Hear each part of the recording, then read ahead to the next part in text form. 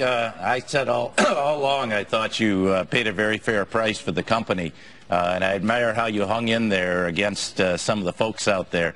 Do you think that people like Carl Icahn were ever serious about coming in and running the company with their quick fix solutions, or do you think they were just looking for a couple bucks a share more out of this thing?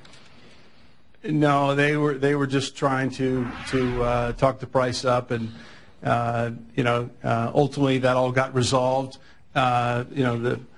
The person in question didn't own a share of the stock until after the deal was announced, and I think had no long-term intentions or good intentions for the company or its shareholders or the people inside the company. Yeah, I like what Warren Buffett said on the station, that he thinks that you ought to run the company for the shareholders are going to stay, not those are going to leave.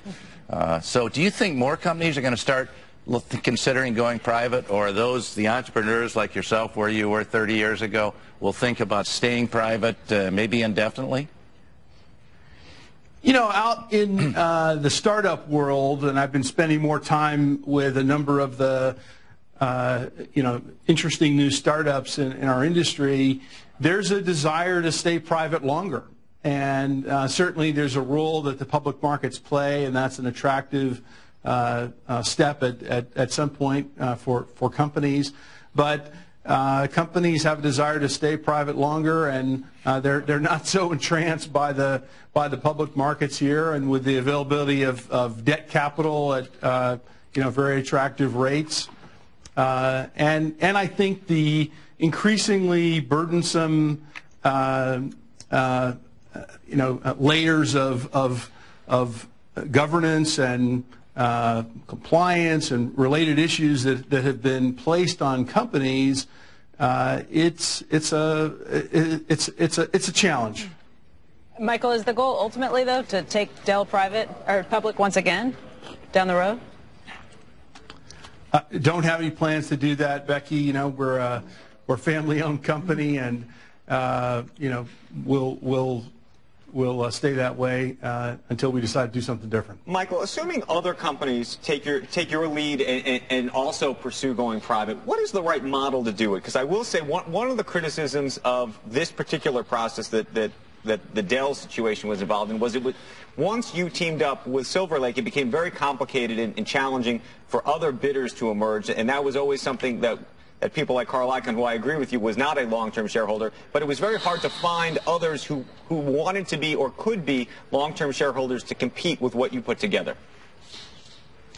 Well, not to rehash the past, but the process was led by the independent directors, and I was willing to partner with any participant who was willing to pay the highest price. And that was the case then, and that's absolutely what occurred. And ultimately, the bid by myself and Silver Lake was the highest price available for the company.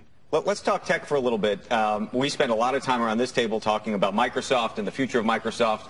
Your PC business at some level is dependent, I imagine, a little bit at least, on Microsoft. What is your take about the direction of that company, and who should run it after Steve Ballmer? Well, I think the board is going through a thorough process, and impressed with what I'm hearing so far. We'll wait for them to reach their conclusions. Microsoft's an important partner for Dell, an important company in the industry, and I'm sure they'll come up with a great solution there. Our business, of course, is not as dependent on the PC as it was 10 or 20 years ago. We've broadened our business considerably in the enterprise and solutions, services, software. I will tell you, though, that we're seeing renewed growth in what we think of as the client part of our business. Emerging markets are coming back. We have this whole move to the virtual client, which is quite strong, and really helping our customers adopt to all of the opportunities that are out there with cloud, with mobile, taking advantage of their data. So Microsoft's very good partner for us. They're not the only partner.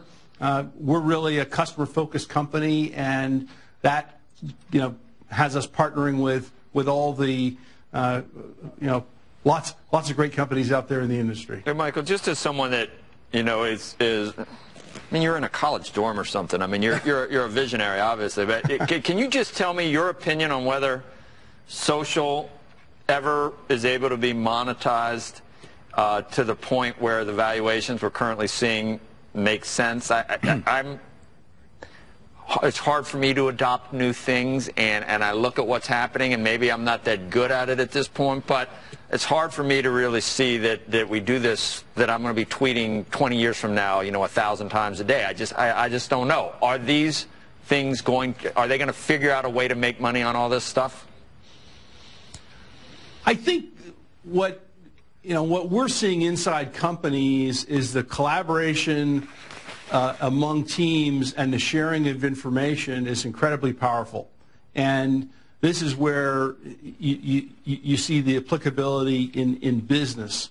And certainly whenever you have a new idea like social, you get excitement in the market, you get whatever you guys are talking about in terms of the latest IPOs and stock movements and that sort of thing. But what we see is how this is improving the speed at which teams collaborate, share information, and progress occurs. We see it in our own company, and we're helping our customers do it. And then now that you have all this data, how do you take advantage of it at speed and get the knowledge quickly disseminated? This is always a big challenge, and tools like the kinds that are being developed now are really going to accelerate that kind of progress. Right. Michael Dell, thank you for joining us. It's one of the great American success stories of our time. Started virtually in a garage, and he's doing it all over again one more time. Couldn't afford a garage, did it in a dorm room. Thank you. Dorm room, not a garage. We appreciate it. We hope to see you again, it sounds like in about a month. Thanks so much.